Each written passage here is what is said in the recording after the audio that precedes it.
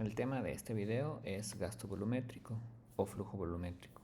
Este concepto está muy asociado a muchas aplicaciones industriales en donde se cuantifica cuál es la cantidad de fluido que pasa por alguna sección o por alguna tubería.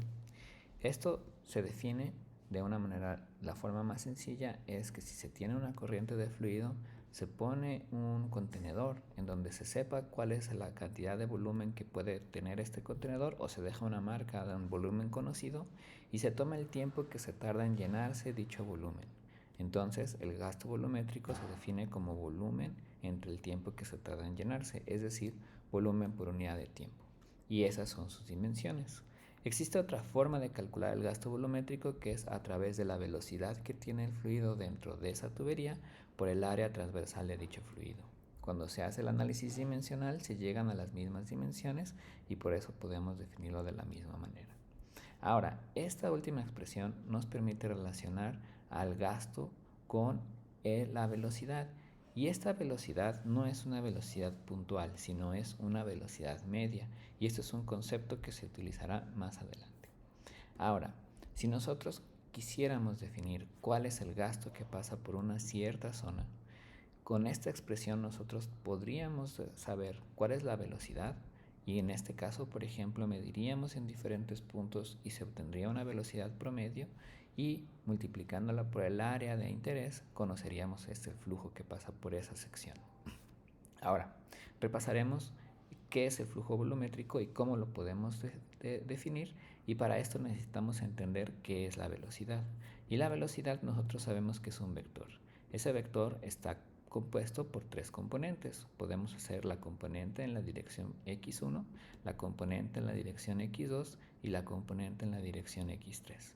Y vamos a recordar que en mecánica de fluidos velocidad o campo de velocidades está en función tanto del tiempo como del espacio, y que lo vamos a representar como un vector por las componentes multiplicados por los vectores unitarios de cada una de las direcciones.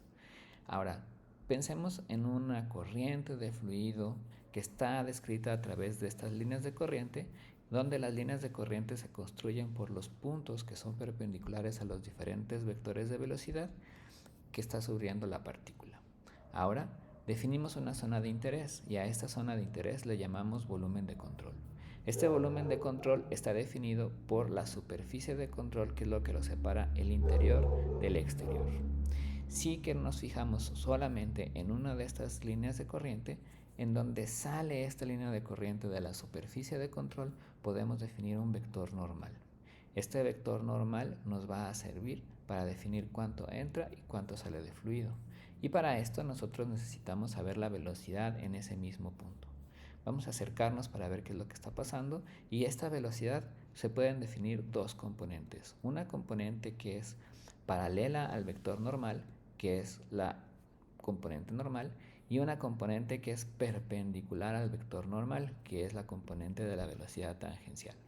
Si esta velocidad tangencial la llevamos hasta la base donde está la superficie de control, nos podremos dar cuenta que esta componente no contribuye para la entrada ni salida de fluido en nuestro volumen de control. Esto quiere decir que la única componente que contribuye al intercambio de fluido entre el volumen de control con los alrededores es la componente de la velocidad normal a la superficie.